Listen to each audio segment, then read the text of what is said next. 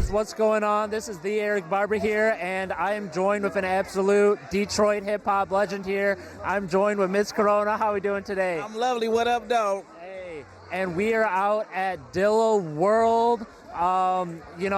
So let's go ahead and get into it. Miz Korona, we're at a Dilla event, and, he's a huge Detroit staple. You did a beat set. It was absolutely phenomenal. That was your first beat set, right? Yes, that was my first beat set. I've been making beats for a year and a half now. You know what I mean? And Dilla, he was very influential in me wanting to start making beats. You know what I mean? Like, just listening to his music, I've always tried to study, like, where's this drum pattern come from? Like, or how did he create the drum pattern? How did he chop up the sample?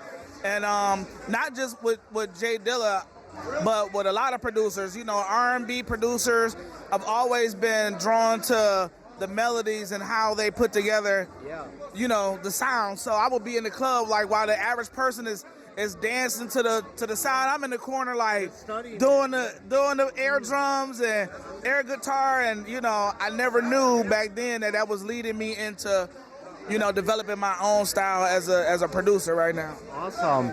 And, I first got to know you for your rapping. And how do you feel like your rapping and producing, kind of complement each other? I think as a writer, first and foremost, once I start recording and rapping to my own beats, which I haven't done yet, I'll probably find those specific pockets and, rhythms. And going back to Dilla, like, I feel like him being a rapper / producer, whenever you heard people over his beats and then you heard him rhyme over his beats, he was the best one that, over his own tracks, to the point where you would even hear his influence in other people's flows, you know what I mean? But he just found those specific pockets, and I've always been good at that, so I'm interested in hearing how I'm gonna sound once I start rapping over my own stuff. But at this point, I haven't done that. For the last project that I did, The Healer and the Heartbreaker, I did sing for the first time on the song that I produced. And so, that was really interesting to see how people receive that and to open up another dynamic of my creativity and my talent, because people had never seen that. Just like tonight, people had never seen, the aspect of me being a producer, and I'm moving into other realms of art as far as visual art, painting, and doing things like that. So, I think the pandemic was a blessing and a curse to me, because I was allowed to dive into myself unapologetically as an artist and a person. And, it took me back to the time to study a lot of artists that I loved and grew up with. And, so now here we are, and I'm really excited for you guys to see how I develop as a producer and as an MC, on top of my own track. So the plan is for me to create a couple of EPs. The next EP I will be producing myself, and then I have a couple of collaboration projects in the works. And then also tonight, I've had about 5 artists approach me about getting some beats. So that's dope, you know what I mean? Because I would be posting my stuff on Instagram, get a bunch of likes and responses, but I never had anybody ask me, except for my boy Dayton, for a track. So tonight I've had people ask me for tracks, so I'm honored by that, you know what I mean? Like, so. This has been a big opportunity, for you to sell, your projects and stuff. That's great to hear. And, you're definitely like one of the staples in Detroit hip hop over the years, And I guess, my question for you is, like, how did that start? Oh man, I've been rhyming ever since I was a little kid, you know what I mean? As far back as I started when I was 10, I started sneaking in the hip hop spots when I was 14. But my biological father was a part of the group in the 70s called the Floaters. He introduced me to music as far as singing goes, and that was my first passion. But once I turned like 12, my voice changed. So singing, I didn't sound so good to me singing, but my mother introduced me to hip hop at 10, and I started freestyling over a lot of the instrumentals on those records. Then later on down the line, I just started performing. I think my first show was at a school talent show when I was like 12. So, I figured hip-hop was my pathway of expression, and just being able to communicate, because I'm naturally a shy person, but it allows me to open up and be more expressive. So, and as far as the history goes, like, I said I started off at 14, sneaking in to the C-Note Lounge on the east side, and then, you know, moving into Ebony Showcase, Napoleon's Hip Hop Shop, things like that, St. Andrews, and it just, here I am today, still, you know what I mean? Okay. Yeah. Do you remember if you won that talent show? I did not win the talent show.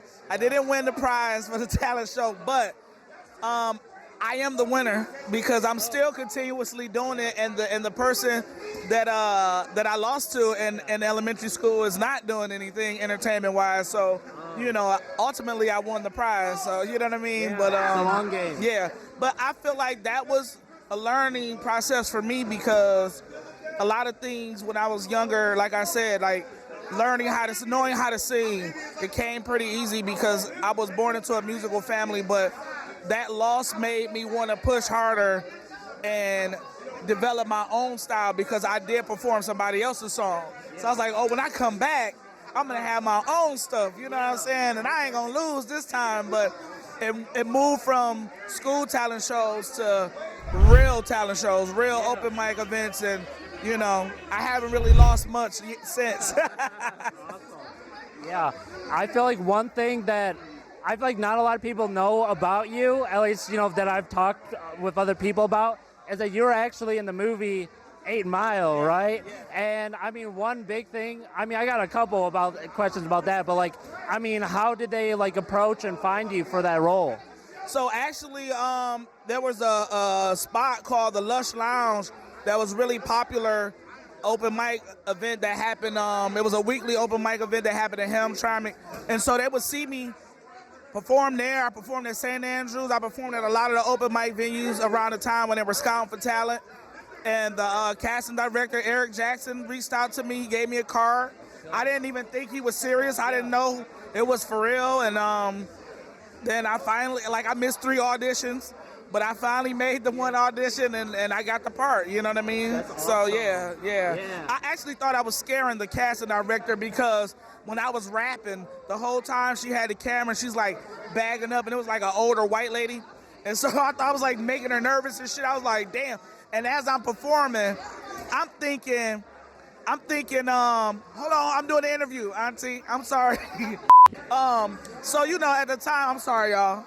But at the time, I'm thinking like, damn, I'm making her nervous. You feel me? But she was actually just like, wow. Yeah. So, yeah.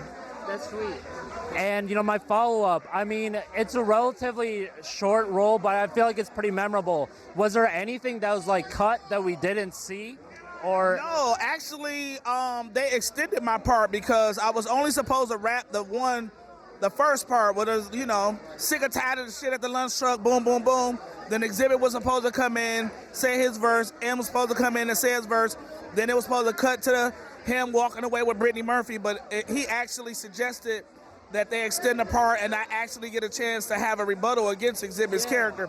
So I really appreciate him for that because, you know, everybody's to this day still, they even quote some of those lines until it fades out. They're like, what were you saying when it faded out? Like, I want to know what you...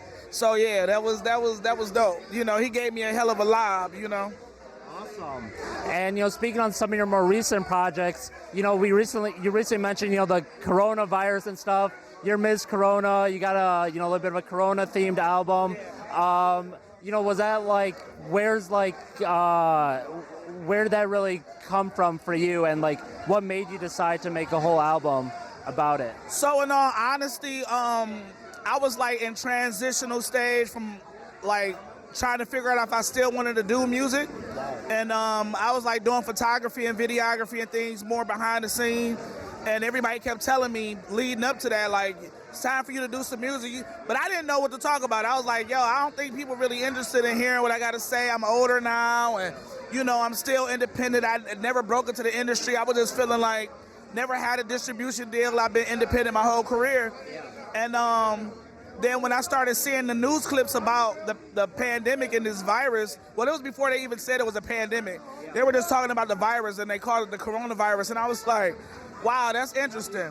And, you know, I felt like me doubting myself and the position that I was in and how much impact I've had in this industry and the community in Detroit, period, or not even just Detroit, in the Midwest as far as hip hop goes, that was a virus that I was putting on myself. So I felt like, that self-doubt was a virus that was killing the artist within me.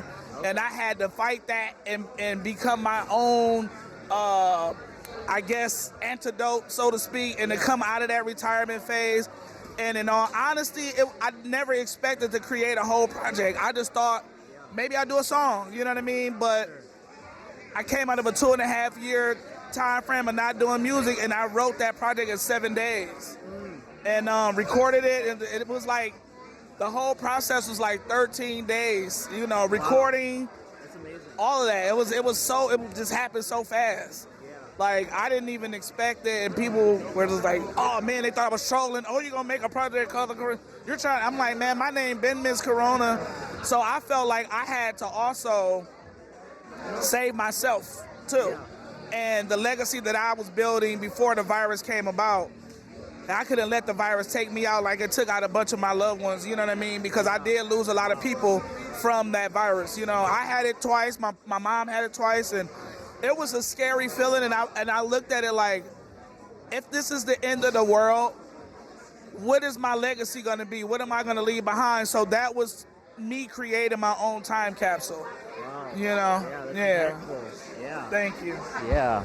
And, I've always heard that, people consider like hip hop a young man's game, like in their teens, young 20s. Do you feel like your ability to leave an impact and legacy, do you feel like it was more prominent when you were, in those teens when you're starting out? Or do you feel like the best is yet to come? Honestly, I feel like the best is yet to come. As you guys can see right now, I'm always reinventing myself in different ways. I have multiple talents, it's just that people know me more as Miz Korona, the MC. But I feel like the older that I've gotten and the older that I become, I get more comfortable with expressing those different talents and showcasing those talents. When you're younger, they try to make you focus on one specific thing. Sure. Be great at this. And don't worry, you know what I mean? Like, that's why I'm a late start as a producer. I always wanted to produce.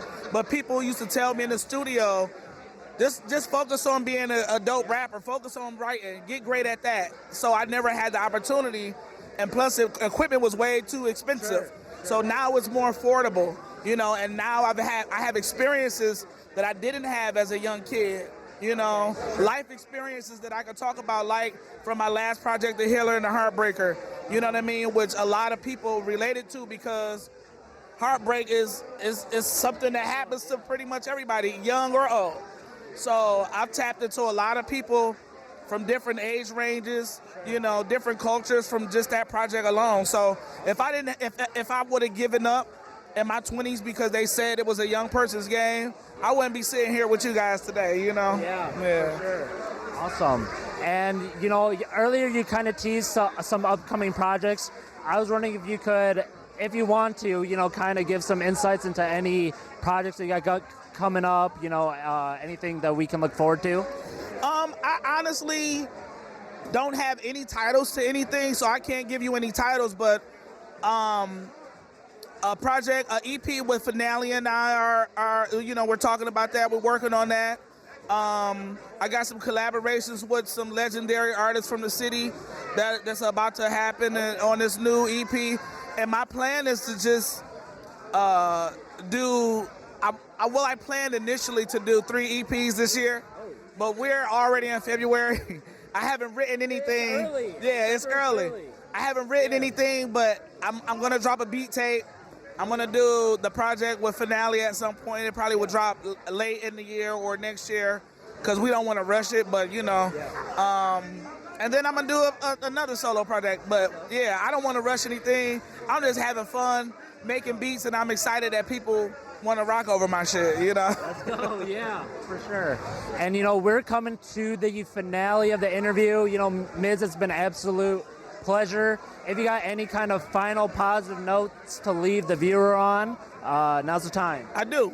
Listen, I just want to tell people, it's never too late to follow your dreams. Don't give up on anything that you have set out to do. Don't listen to people telling you that, you've aged out. You always got a way to recreate yourself. You know what I mean? Like, just follow your heart. Do whatever you decide to do. If you want to be a podcaster, an interviewer, a MC, an artist, you can just do what you want to do and do it to the fullest. Don't ever let anybody tell you what you can't do. You know what I mean? Because when you give in to that, then you're selling a piece of your soul. You're giving a piece of your soul up, and you know you're going to be unhappy with yourself. Also, I just want to tell people, you know, tap in, connect with me on social media. Miz Korona, you know what I'm saying? MizKorona. You can go to MizKorona.com. I got new merch and everything up there. But yeah, just follow your dreams. Do what you feel in your heart, and you're gonna be successful. And don't measure your success based off of somebody else's. Awesome. So yeah, guys, that's Miz Korona. All of her social medias will be down in the description below. And hey, I love to see that you've been diversifying your career as of lately. That's really impactful, and it's going well. You know, I'm glad you're taking the dive, and I wish you the best of luck on all your endeavors. And you know, it's only going up. So appreciate it. I don't know when this interview is coming out, but if it's coming out soon, please pull up. On April the 7th, I'll be performing with my band at the Detroit Symphony Orchestra's Cube. And then also on April the 16th, I think that's the Sunday, I'll be performing at L Club with Jizza and Fat Cat. I saw that. Yeah, so, you know, y'all come pull up, rock with your girl, and thank you guys for having me. That's legendary. Thank you. I appreciate it.